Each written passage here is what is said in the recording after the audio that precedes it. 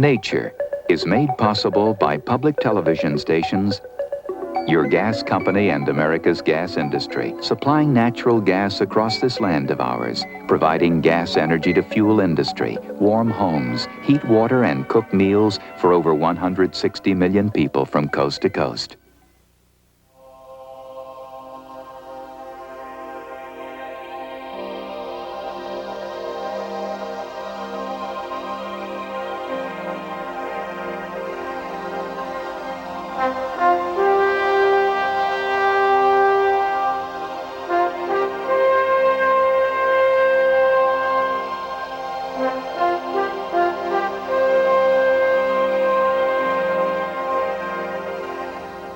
Why, of all the thousands of animal species on this planet, did man develop such a close symbiotic relationship with just two, dogs and cats?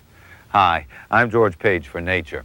You know, people make pets of almost any animal or bird, but dogs and cats are by far the most popular, and they have been for millennia. This week, we'll look at why dogs. This is my dog, Jenny. She's a golden retriever, a hunting dog. But to me, she's just a pet. We can trace Jenny's more immediate ancestors back to England in the 1840s and the Earl of Lichfield, who bred the first Goldens. But like all domestic dogs, her distant relatives are believed to be the very first domesticated animals on Earth, going back to the Stone Age, to the dawn of man's own history, all the way back to the ancient wolf. Dogs couldn't get along without us. And as we'll see in our film, we're only just beginning to understand the many great benefits they can provide to humans. To scientists, she's Canis familiaris, but to many of us, she's been man's best friend for thousands of years.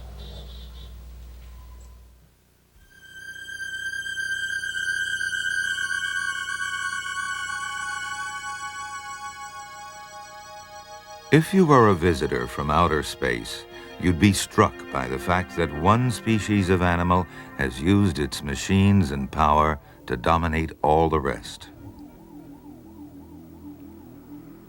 Yet most of these human beings choose to share their lives with animals of a totally different species, their pets.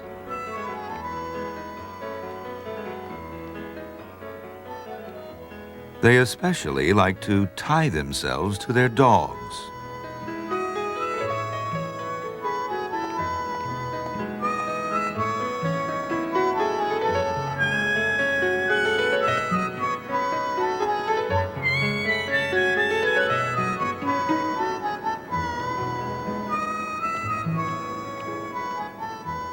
An alien might even wonder which animal is in charge. Whether the dogs are reflections of the people, or vice versa. Why is it that Western man seems to have such a deep-seated urge to get so closely involved with an animal? Could it be that in our modern lifestyles, purely human interactions are not satisfying enough? Or is it some basic need left over from the days of our rural ancestors? And of all the wild animals of the world that primitive man might have chosen to be groomed, to share his family life, why should he have chosen the dog to be elevated to this special status?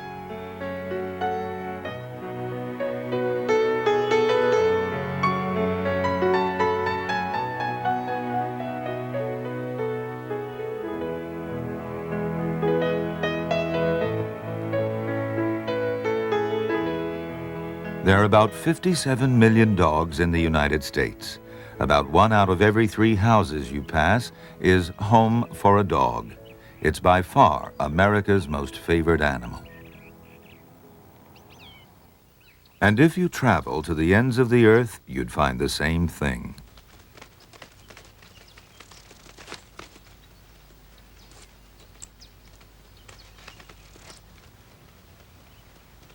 Across divisions of continents, religions, and cultures, our friend the dog is always man's #1 animal companion. Yet how people treat dogs varies considerably.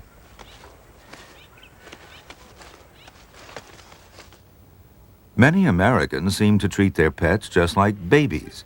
It's almost impossible now to view them simply as animals, to stand back and look at the true nature of the domestic dog. Experts agree that all domestic dogs were evolved from wolves. To this day, wild wolves can be tamed by man to live as companions. However, the American wolf is too big to be the prime ancestor of our present-day pets. Different races of small Asiatic wolves are viewed as the starting point of all domestic dogs. Fossils suggest that ancient man and a wolf-like dog lived together at least 12,000 years ago. Ancient wolves had more features going for them than any other wild beast that led them to being bred to become our most popular animal. First, wolves and dogs, by their nature, live in family packs and will follow others in the group that discipline them. From prehistoric pictures, it's clear that they also actually helped those primitive peoples survive. Some helped in the hunt. Others protected their home territory. Today, this same guarding behavior is used around the world. Another convenient aspect is that, like many carnivores, dogs use definite places to relieve themselves. And if a human has taken over the role as pack leader, dogs can be trained not to cause messes indoors. You only have to remember that animals like elephants and cows just drop their wastes at random, and you can easily see why they would not be too popular frisking around the house. Another bonus is their ability to shift loyalties from their own dog family to a human family. Isn't it hard to tell them apart? Surprisingly, it's the very nature of puppies that they don't automatically know just what sort of animals they're supposed to be. They come to recognize as family those creatures they associate with over a critical period when they're about 6 to 12 weeks old. This is the ideal time to adopt a dog. By then, it should have had time both to associate with its own kind, yet still get along with humans and view them as part of its natural family. Mommy, can we have this one? Is that the one you like? Yeah. They're all so cute, you don't know which one to take. Dad, can we have them all? Oh, sure, right. Where would we put them? In your bedroom, Julie? Yeah. Easy, do it. This one Put could you out in sleep the with me. backyard? They're very young. No, this one could sleep with me. So this is the one? Yeah. Sure. Okay. Gloria, I guess we've all decided on this one. Dogs have been honored in art going back to the dawn of civilization, the family of Charles I of England and their family pet. In 15th century Europe, dogs were common around human settlements and sometimes were trained to be entertainers. The ancient Egyptians had close relationships with their dogs. By the 6th century BC, they had already bred them into several different types, the forerunners of today's breeds. By the time humans first began to record their lifestyles in pictures and words, the dog was already domesticated. But long before that, the dog's ancestors probably passed through a period of simply being tamed, like this gray fox. Many wild animals can be tempted by handouts and will learn to live close to man. It's a short step, then, to capture them and make them tame.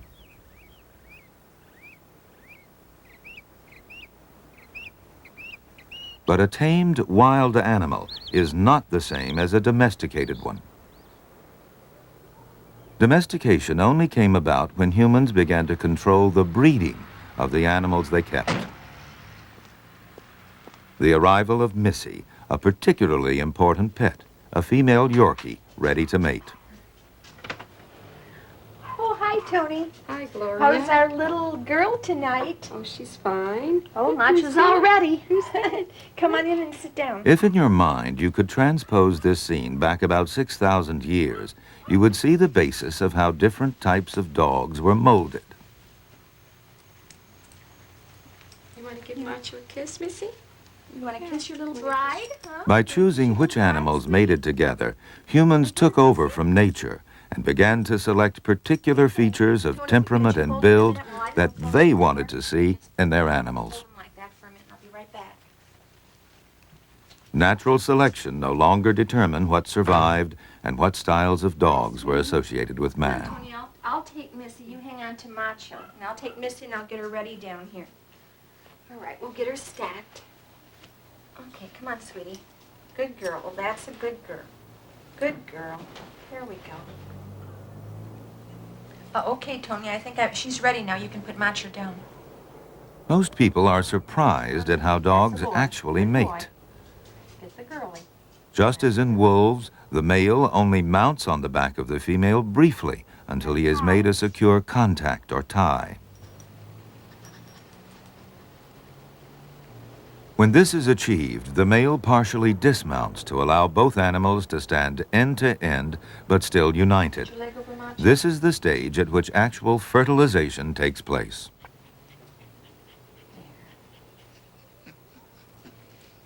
Biologically, domestic dogs can mate and produce fertile offspring with any type of dog, but the breeders carefully choose which animals mate and thereby shape the features of the next generation. It's hard to believe these four skeletons are all the same species of animal. The Great Dane has strong jaws and a long skull.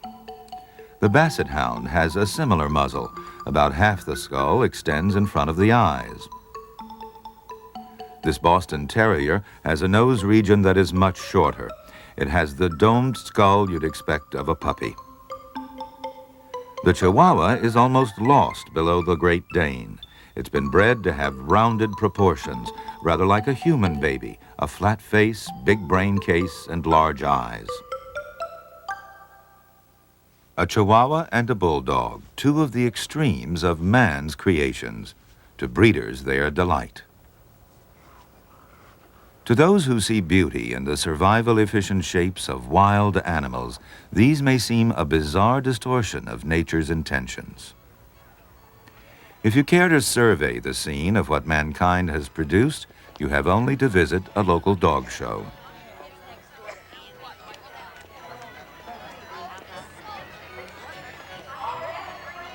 The American Kennel Club now recognizes 128 breeds.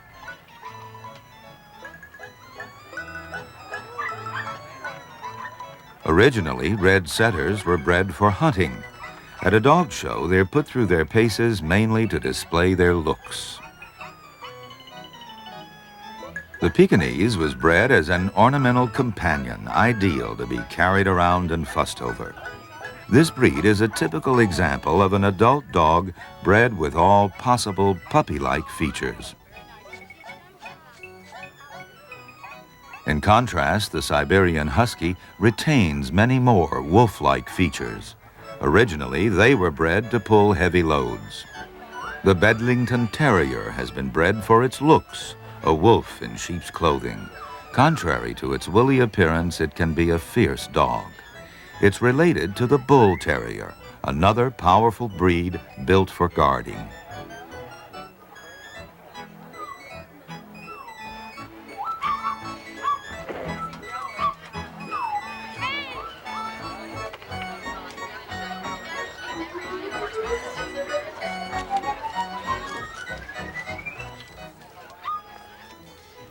Afghans were bred as aristocratic hunting dogs.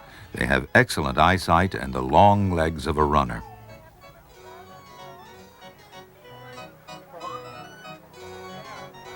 The Russian Wolfhound, or Borzoi, another breed built for speed, ideal to chase large prey. A breed with an excellent temperament is the English Setter. But some experts worry that in breeding dogs for looks alone, we may be ignoring important considerations of temperament and health. The American Spaniel, once a field dog, now bred for its coat. In fact, some varieties of dogs can have medical problems due to overbreeding. Many large dogs, such as St. Bernards, are prone to hip dysplasia, for example. This is a world of customized animals selected to please man. But none of these pure breeds could survive for long without constant care.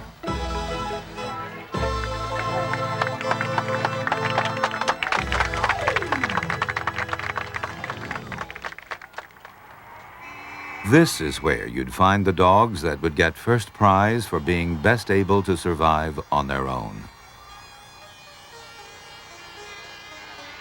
The street dogs of any of the poor areas of the world, experts at scavenging food around human habitations. No one owns them, no one cares for them. It's back again to survival of the fittest.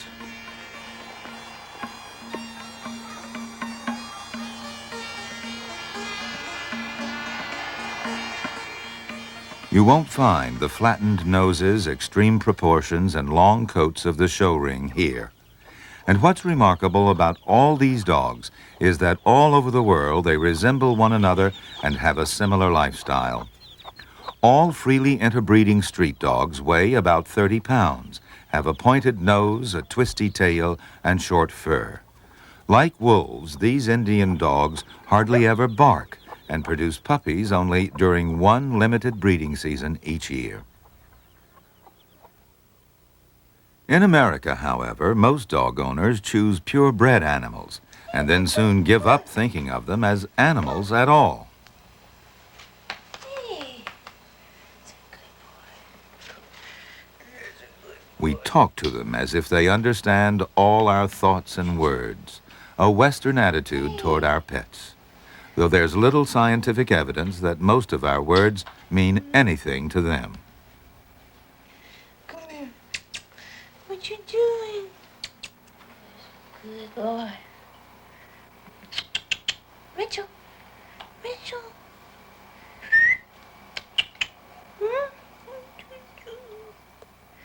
We are, however, beginning to understand how dogs see.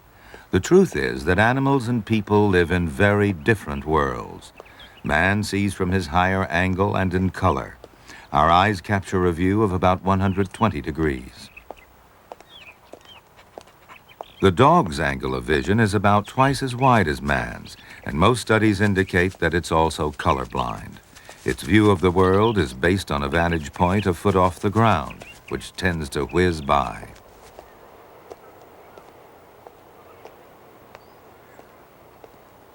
Two different worlds. The dog's eyes are relatively poor at seeing static objects, but excellent at picking up movements. No wonder they're better at keeping watch. When the light begins to drop, the dog has the advantage. The man still views from on high, but his world gets dark and gloomy, and there's little sense of color as the light goes.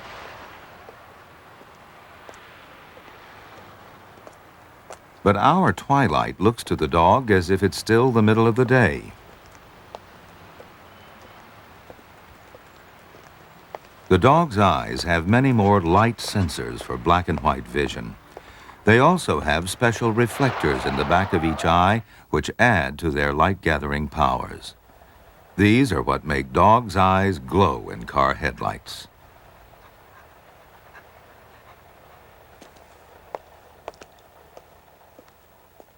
In humans and dogs, awareness is determined by the brain, selecting from the view the eyes see. Although we know the dog's views are very different from our own, we still can't be sure that the dog's brain actually interprets objects the same way we do. For most humans, vision is our most important sense. For dogs, it's different. Julie, hi, how are you? We first recognize each other by sight and then exchange words. Everything's just fine. Dogs use a different greeting. They use their noses to investigate. The dog's sense of smell is at least 200 times better than man's. Isn't it nice at night? Male dogs especially express their identity by marking their territory. The lamppost becomes the spot for a succession of dogs leaving their visiting cards.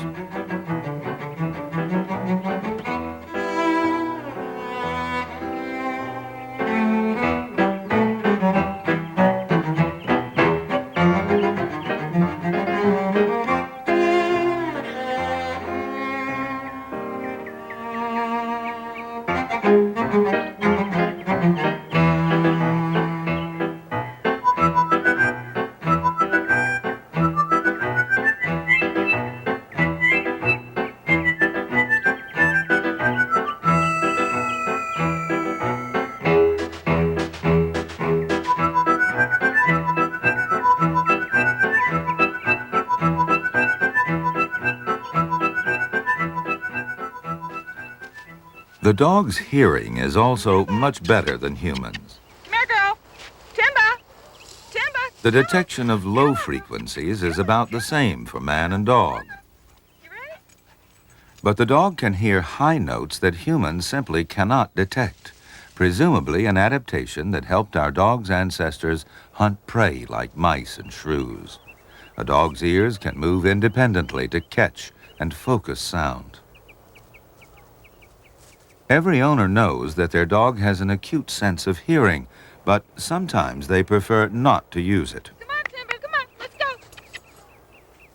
Timba, come on, girl. Come on. There's nothing there. Let's go. Come on.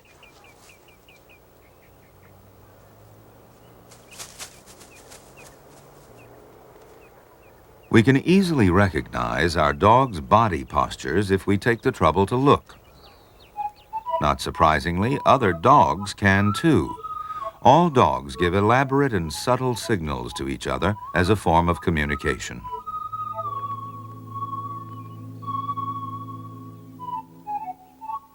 Let's consult with one of the real experts in dog body language, the local mailman.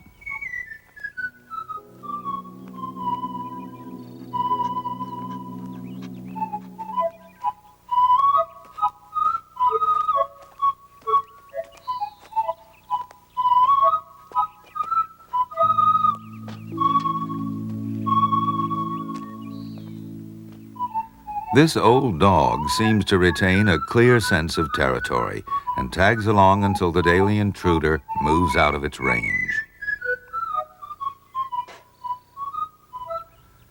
A chance to re-establish his territorial rights.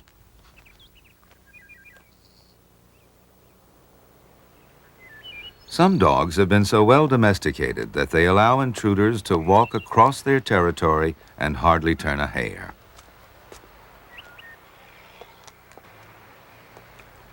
But for a dog to ask to play, he has a very special and unmistakable signal. Elbows on the ground and back end high, like this. It's a distinctive sign that means exactly the same thing to all dogs throughout the world. Let's play. You can copy this play bow posture yourself and see how your dog immediately recognizes it and will reply by starting to romp around and play games.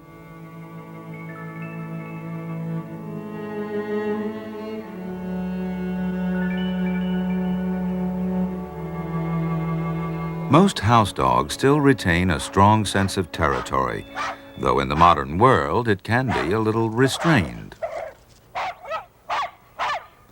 This guy is giving mixed signals. All the barking and the hair raised on his back suggest caution. But he's wagging his tail, and his ears are down. And his mouth is not curled back, so he doesn't seem to be on the verge of really attacking. As in all life, once mutual respect has been established, your enemies can become your close companions.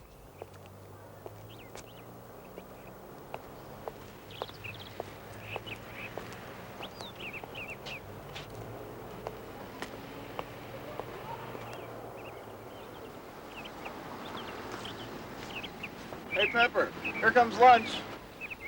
With some breeds, it's more difficult to read their body language.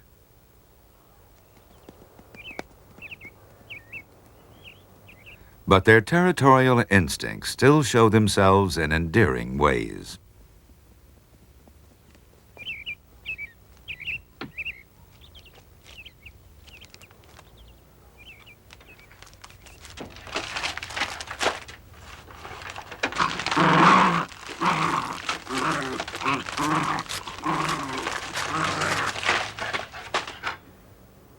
Perhaps the CIA could find him a job shredding documents. And then there's the dog whose owners want him to stop intruders entering their territory. This visitor is now recognized from his daily visits, so the ferocity is tempered by tail wagging and even partial play bows. Even so, a passport is called for.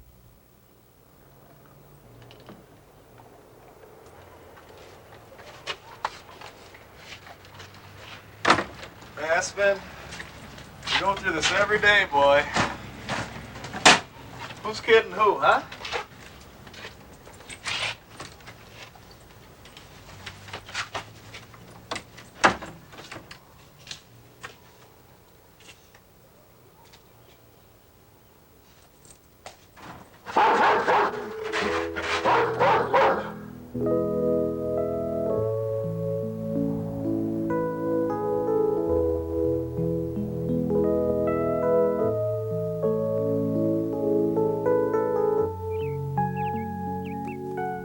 This puppy's willingness to drop on its back and expose its neck and belly is a sure sign of submission in body language.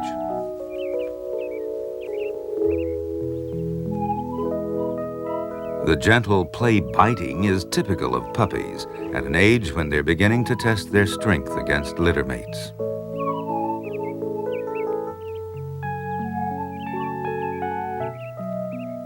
For now, he's a special delivery.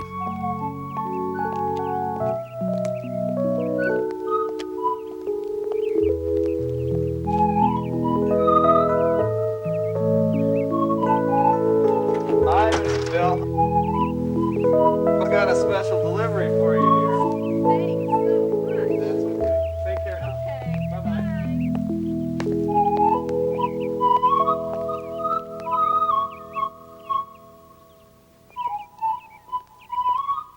Some dogs are okay only when their owner is around to keep them in check.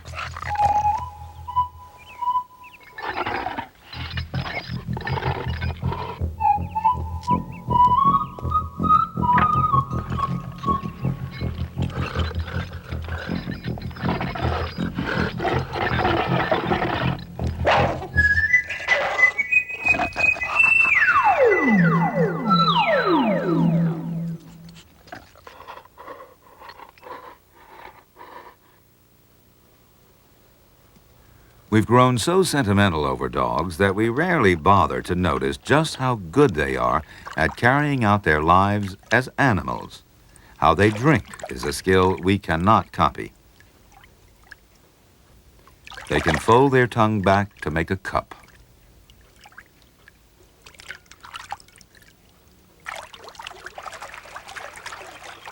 They swim, not by a simple dog paddle, but by running underwater.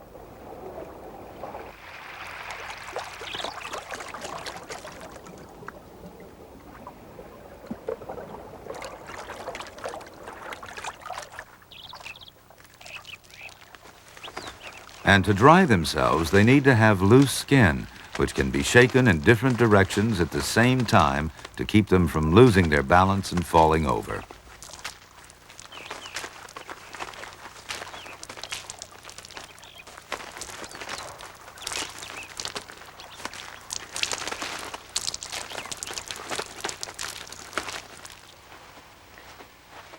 Okay, let's try it again this time. Barrett, move over to your left just a little bit. That's the boy. Yeah, Dixie's looking good now. Okay, I'm setting the timer. If you want to check how you really view your dog in relation to your family, Don't move. take out the family album and look at the snapshots. They reveal that in many ways we treat them like our own children, or even our children's children. Our arms cradle them. Our heads bend over to touch cheeks. We kiss them. And they release in us a sense of fun and relaxation. We trust them with our children. We give them so many things.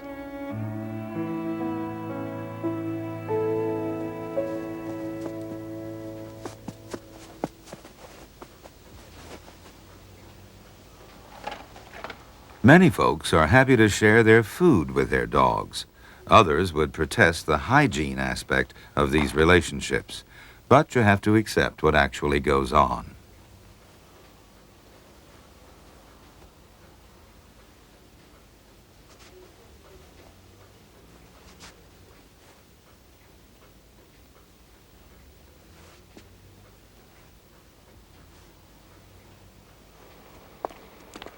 We dress them up.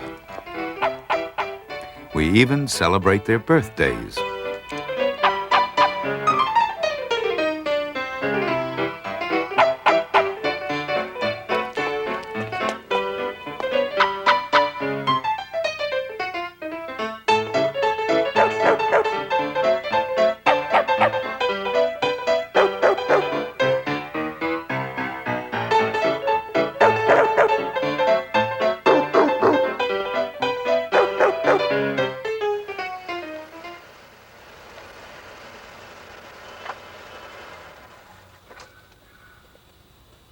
So, with all this love for our animals, why is this such a common event?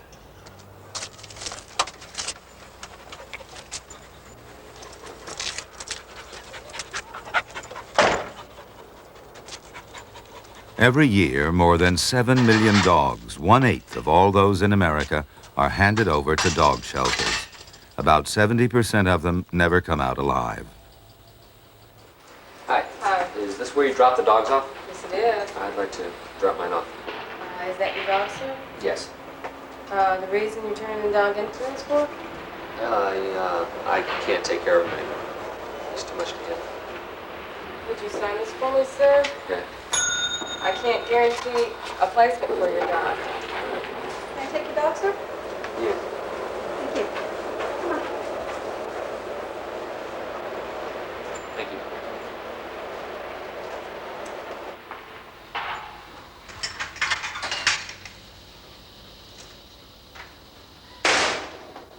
Five million unwanted dogs are destroyed annually, nearly 14,000 every day, 600 every hour.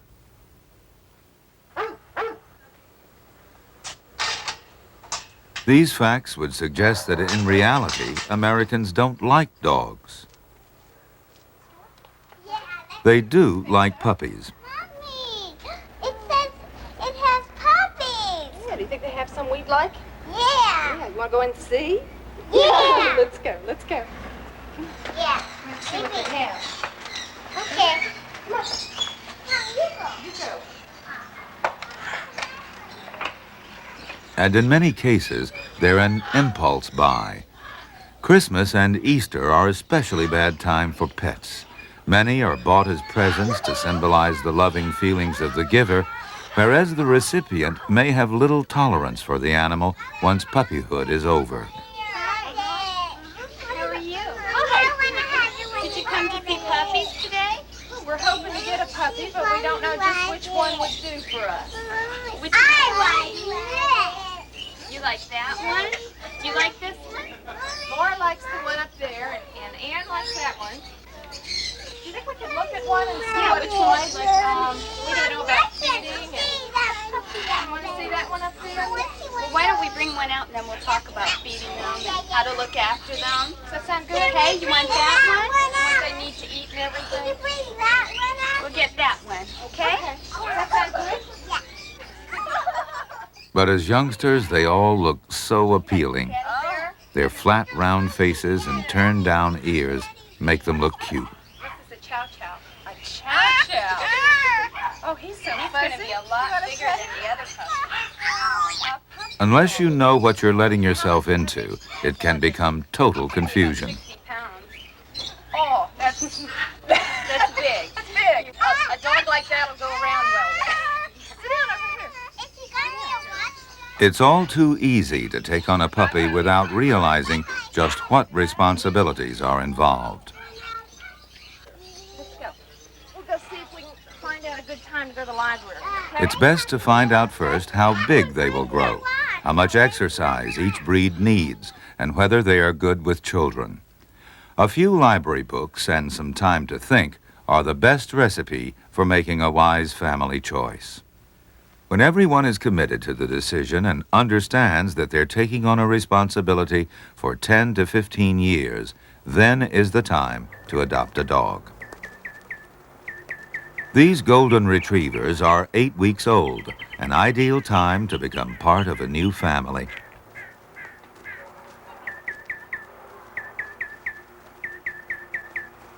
They're easy to please and ready to learn.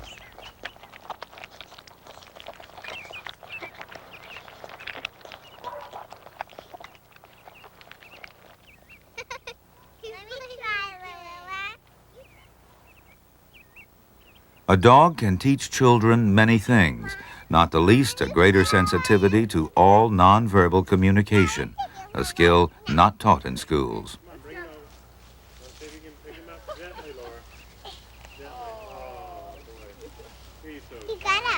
And the puppy you take into your family may be giving you an extra benefit in an unexpected way. Hi, Sid. Hi. What I'm going to do is put this blood pressure cuff on. Same kind of... Dr. Aaron Ketcher of the University of Pennsylvania, an expert investigating what happens inside our body when we are with pets. Now, just let your arm hang loose and relax and sit back there for a moment or two. What I'd like you to do now is simply rest quietly to give your blood pressure a chance to stabilize. In a few minutes, we'll begin the rest of the experiment. His volunteer test subject is allowed to relax for 10 minutes while her blood pressure drops to a resting level.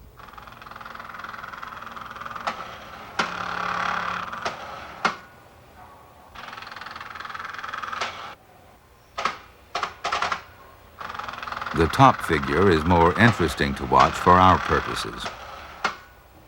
What kind of work do you do? Well, I work in the business office as a receptionist. We check people in who have appointments, take care of the paperwork. Then Catcher begins a casual conversation with his subject. The machine automatically takes a reading of her blood pressure. Whenever anyone talks to another person, however friendly and easygoing they are, it has a pronounced effect on blood pressure. It always shoots up. What kind of dogs do you have? 3 mutts, a foxhound, and a German shepherd. And where do all of those 5 dogs sleep? In the bed. In the bed? All of them? 4 of them usually. We now have a king-size bed. We seem afraid of being judged. They're comfy. Yes, they have their certain areas, and they seem to like the same areas. And the that tension is what makes some people stutter. They switch positions, and I don't get to move around a whole lot.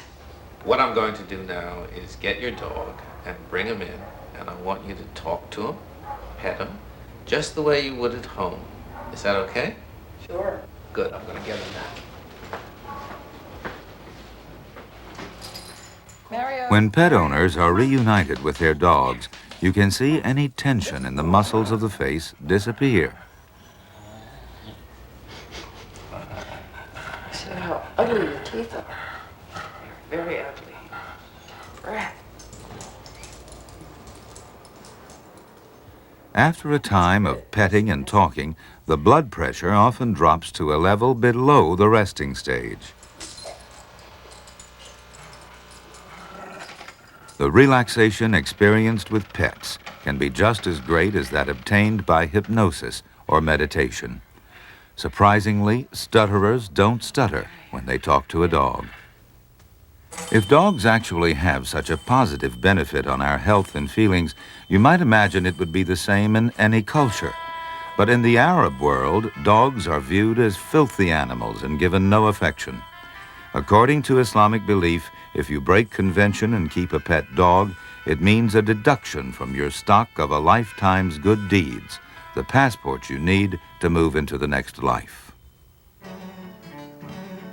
In contrast, throughout Europe, as in America, people treat their dogs as family.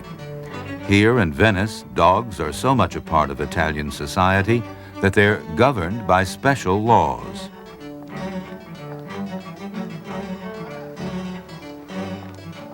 All dogs must wear a muzzle.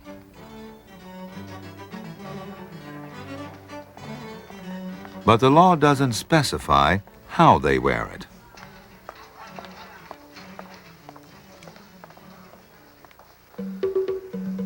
Kenya in Africa, a continent of many countries and many contrasts.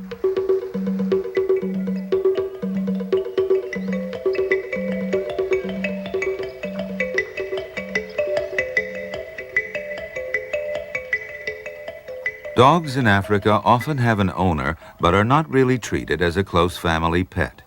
In townships, it's common for dogs to be tied up during the day, but released at night to serve as watchdogs. In the country, they just seemed to tag along.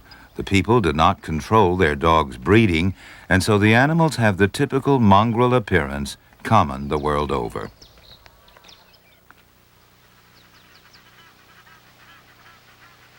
The life of the Maasai people is centered around their circular corrals and their cows.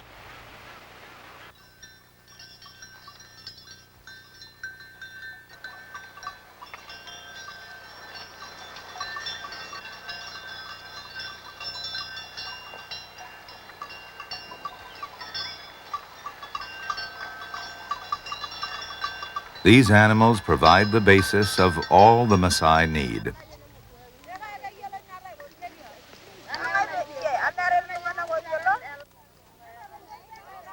But the Maasai also live with dogs.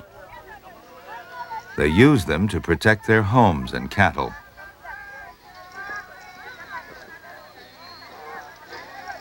They're allowed to wander around outside, but are not shown any close affection. They're never trained, and if a Maasai saw you talking softly and affectionately to one of these dogs, he would consider you very odd.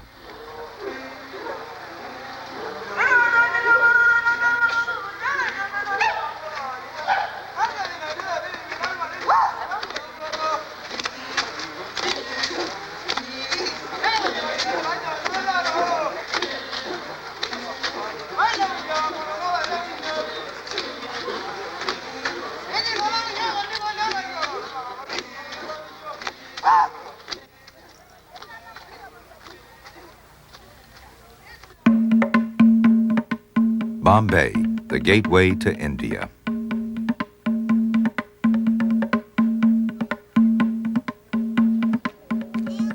A teeming country that never sleeps.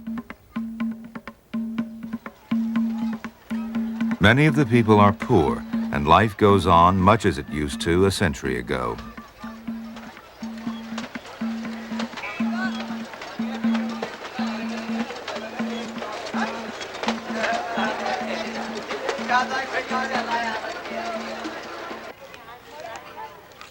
The cultural life of the nation is dominated by the Hindu religion, which preaches a reverence for all life. The cow, a close associate of the god Krishna, is viewed as sacred and to be revered. Because of this, it must seem revolting to devout Hindus that many Americans actually eat cows.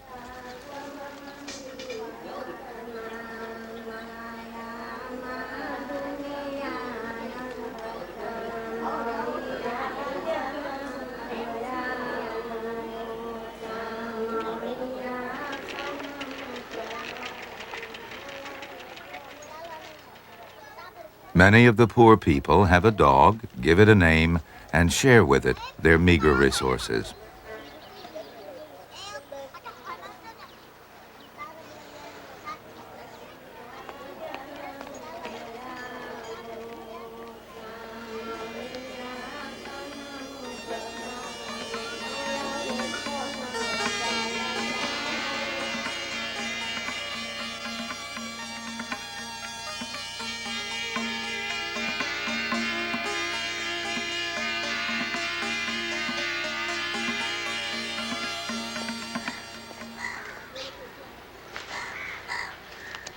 Here in Bombay, there's been a veterinary hospital serving dog lovers since the 1870s.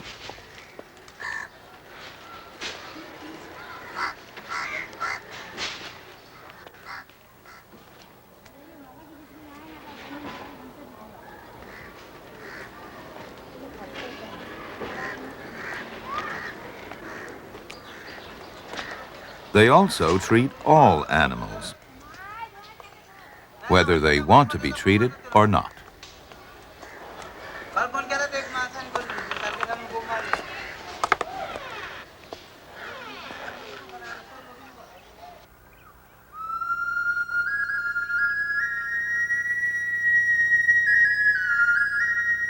Indonesia, halfway round the globe from New York.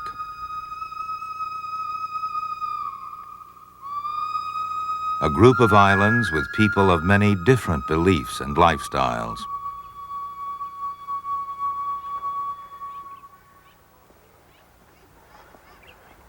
In these rural homes, high up on stilts, you might think that family dogs would not be in evidence.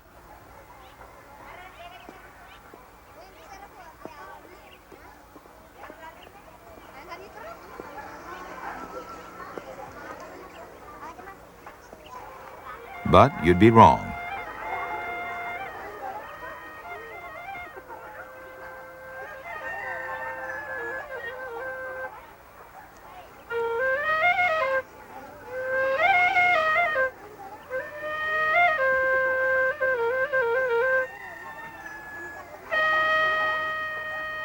They live as close companions, sharing the food and beds of their owners.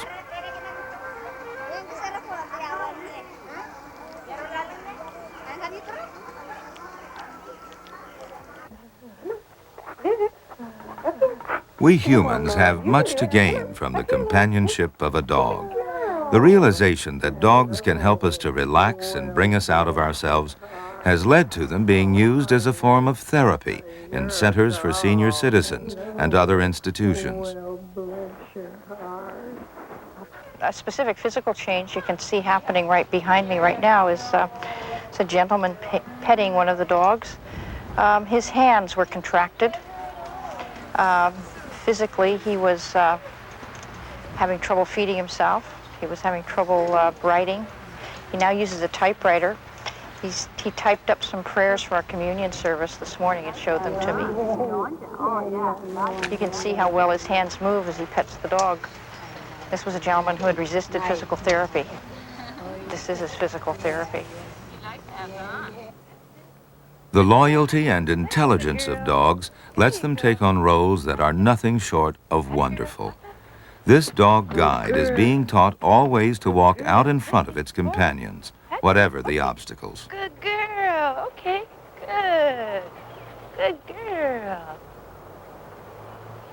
Oh, no, man. No, man. Come here. Later, they need to learn to stop at the curb. Yeah, boy. That's it. Okay, come on. Let's try it again. Okay, Peter. Forward. All their training is done by kindness and consistency. The reward is praise and affection. Banter. Forward. Come on. Atta boy.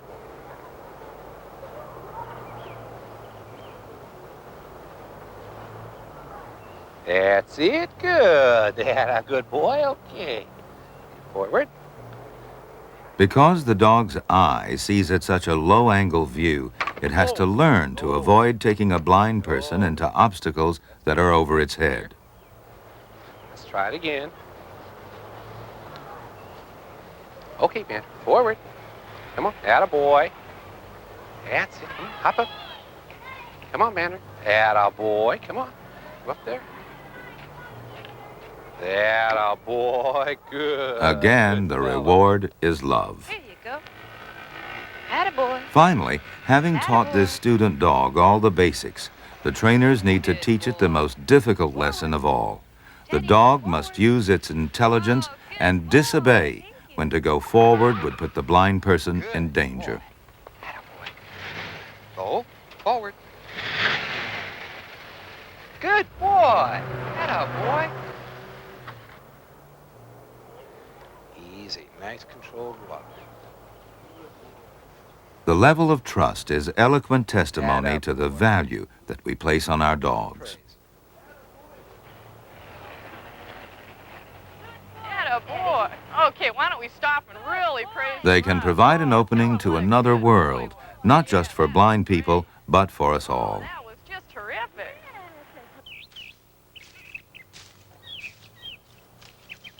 For many elderly people, they give a focus and a center to their lives. Good boy, John. For more than 12,000 years, the human species has been sharing its life with a faithful companion animal that's second to none. Yet, we are only just beginning to study what roles the dog plays in different cultures, including our own. In many ways, dogs serve as a social lubricant in American society. Strangers are far more likely to talk to you if you're with your dog than if you're alone. And perhaps most important of all, they provide our children with a chance to empathize with an animal, to sense its unique individual spirit, to develop an appreciation for all living things that can last a lifetime.